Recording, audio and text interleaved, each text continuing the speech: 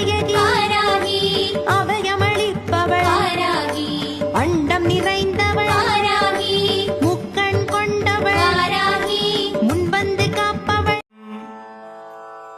ऐङ्कारद्वय मध्य संस्थितलसद्भूबीजवर्णात्मिकाम् दुष्टारादिजनाक्षि वक्त्रकरपत्सम्भिनीं जृम्भिनीम् लोकान् मोहयन्तीं